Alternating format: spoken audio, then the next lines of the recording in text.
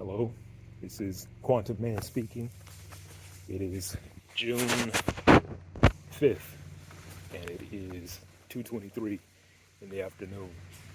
And I'm on a walk right now. I'm going to be starting my run soon, I guess when I finish this video. And I just wanted to keep up the momentum of, doing videos regularly. And what I wanted to talk about today, basically just what's on my mind. I want to speak on what quantum actually is, or as it pertains uh, to my meaning of it, in the way that I use it, in the way that I use it as my own moniker. Quantum is it's obviously it's from the scientific term. I'm referring to quantum physics, quantum mechanics, quantum science. However, the word quantum itself, many people they look at it, or when they think of quantum, they think it's something very grand, uh, something, like a quantum leap, which is supposed to be something that takes you from one situation or from one location to another, from one thing to another, some great leap or bound. But it's not necessarily. Quantum, the definition of quantum, if you were to ever look it up, is it comes from the word quant, and which is very small. Quantum is a very small thing. It is the smallest viable amount of a thing. And so therefore, when you use the word or the phrase, the terminology of quantum leap, a quantum leap is a very small, a very small distance. It's a very small movement. It's actually not that much. However, what makes it so great and powerful is the fact that a quantum leap, a quantum movement, is that it takes you from one level to another. And there's a certain amount of power in moving from that one level to the next. It requires a certain amount of energy. A quantum leap requires a certain and great amount of energy. In chemistry, there are ladders, rungs, that take you from one ring of electron to the next ring of electrons. And to go from that one ring, to go from that one rung to the next rung, it requires a certain amount of energy. If you were to look at it in the textbook, it would actually be there's a certain distance where certain rungs are even. It goes from one rung to the next, to the next, to the next. However, there will be a certain gap in between, a certain gap from one rung to the next. And that distance, that gap, would be a greater gap than all the other rungs that were beneath it. Whereas they might be orderly, there would be a giant space. And that giant space is the quantum leap. When I use the word quantum in my terminology in the book of quantum that I'm writing,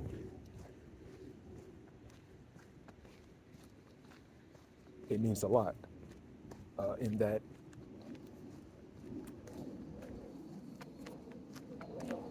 my whole goal is to use these videos and to use this sort of philosophy that I've created to get me from one place to another, to take me from one place to another, and at the same time to show that I'm doing the thing while showing the thing, becoming and doing at the same time.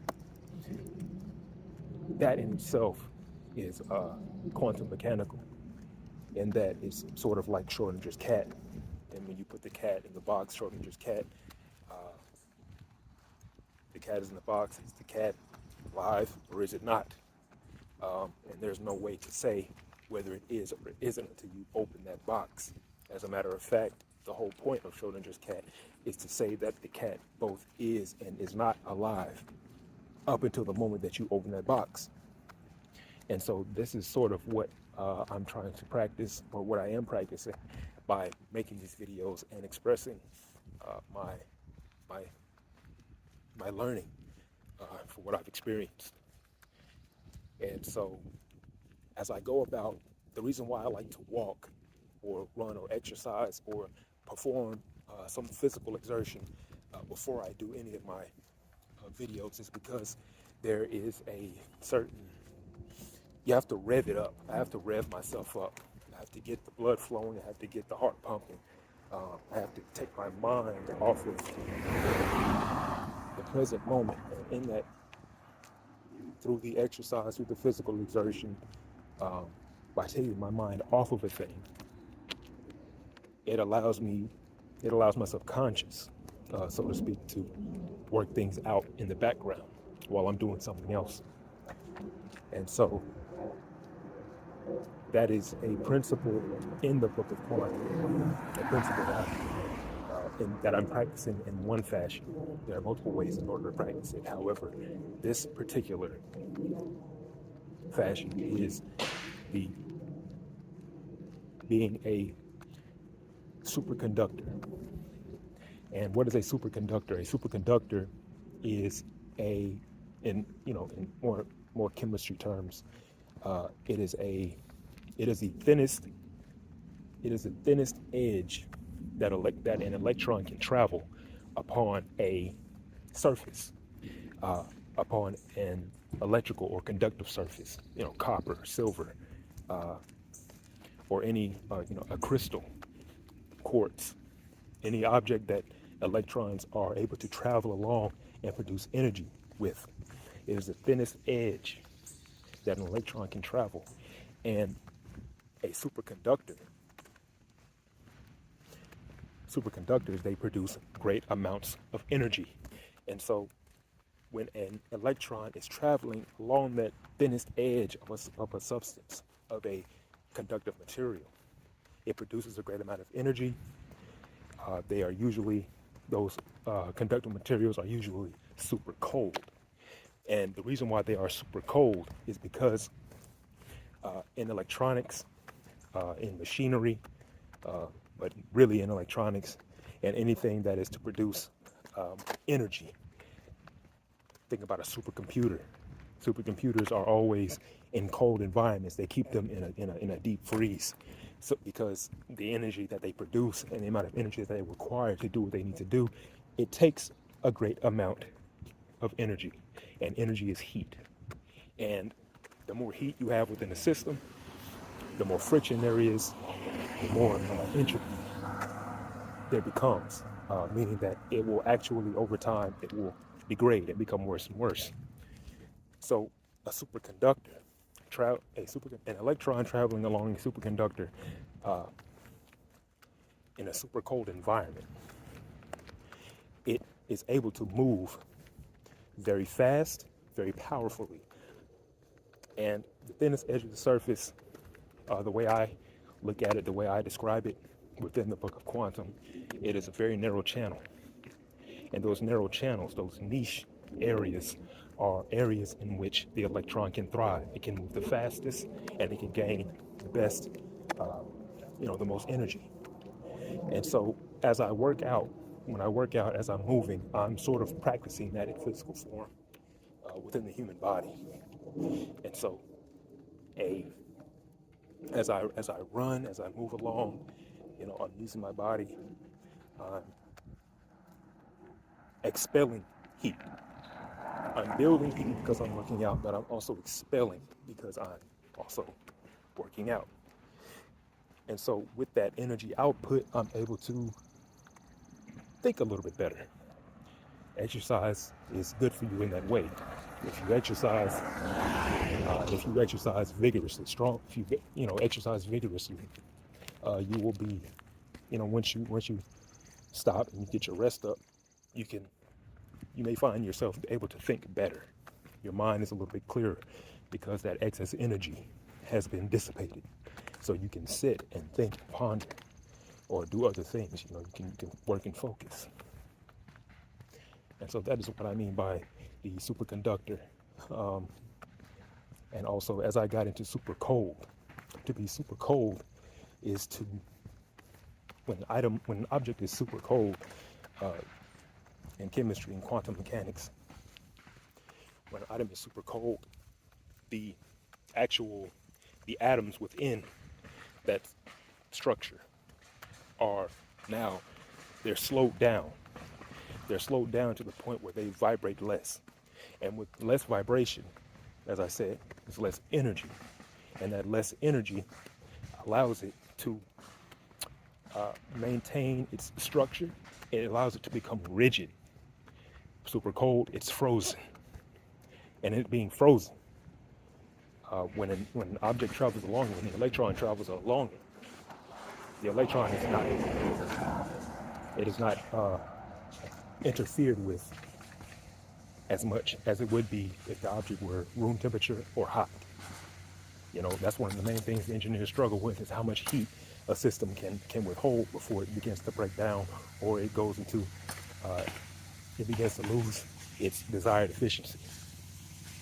You want to get it as close to 100 as possible, but you never can. So they try to keep it in a tight efficiency. And so as an item is super cold, the electron is able to travel along through it because it is rigid, it's frozen. There's not much room for it to veer to the left or to the right, so to speak. And in the book of Quantum, I have distilled that down into being staunch in your belief, sticking close to your code and your plan. If you stick within your code, if you stick to your plan, if you're rigid, if you're staunch in your beliefs, if you know what you're doing, you will be, in a sense, super cold. And that is another point. The third point is to be super fluid. Superfluids are quite amazing. Superfluids are also super cold. And there are very few there are very few superfluids. Helium can become a superfluid. Liquid nitrogen can become a superfluid. Liquid helium, liquid nitrogen, they can only become superfluids if they are brought down to an extremely low temperature. They have to be brought down to an extremely low temperature. So they're literally super cold. And when an object, or when these fluids are superfluids, their movements are very strange. They begin to seep through the slightest of cracks. They begin to travel up walls. And by seeping through the slightest of cracks, I mean they can slip through cracks that are molecules thin. It's an amazing process if you ever look it up, superfluids, and ever see them in action. They require, like I said, a very, very, very low temperature, many, many degrees below zero. And to be superfluid is to have zero viscosity. To have zero viscosity, to always be on the move. And that is another thing that I practice when I'm doing my exercises, when I'm running or walking or just moving around.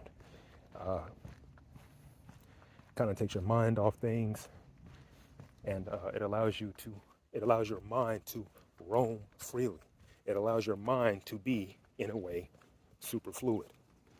And so to be super fluid, super cold, a superconductor. And so I also wanted to emphasize on the fact of what I kept mentioning, the electron. And the reason why I keep mentioning the electron is because in the book of Quantum, the electron represents the person. It represents you. You are the electron. You are the electron that encompasses the nucleus, which is the thing of which you revolve around. It is the thing that you gain your power from, your abilities from. And by remaining super cold, super fluid, a superconductor, essentially being staunch in your beliefs, sticking to code and plan, superconductor, super fluid, by maintaining a certain amount of, keeping fluid and moving, staying on the bleeding edge, staying abreast, staying at the front of current events, staying at the front and in the midst of whatever endeavor that you are in, the thing that you're learning, to be a superconductor, which is what allows you to make changes, to stay at the front, and to not only uh, be a retainer of information, a retainer of resources, but to also uh, bring back or send back waves of information, waves of resources, to send back benefits to those that are behind you, to essentially, in a way, is what becoming a leader is. A particle, an electron, can exist in two states, a wave and a particle. To take it in the literal sense, I mean, what is a wave? A wave, this is a wave. What do you do when you're waving? You are gaining someone's attention. You are greeting someone. You're saying hello. You're making yourself known. That is a wave. Well, in chemistry and quantum mechanics, to be a wave, to be in a wave, to be in a wave state, to be in a wave state is to be in a sort of a dissipative state, something that is not necessarily seen. However, once attention is placed upon that wave, that thing becomes a particle. It becomes a solid, singular object. So, in a way, so you're making yourself seen. Uh, and once you are seen, you become an object. And that object is something to be focused on. And so, waves are attraction. Attraction is sent in waves, like waves on the beach. It's sent in waves. It goes in levels, back and forth. And so this is one of the things that I speak on in the book of Quantum, is that you are the electron. By gaining attention and sending attention and attraction back in waves, you eventually will come upon another rung. You will essentially move up. You will have the quantum leap. And so that is what I mean by you are the electron, super cold, super fluid, superconductor. This is Quantum Man speaking. Thank you.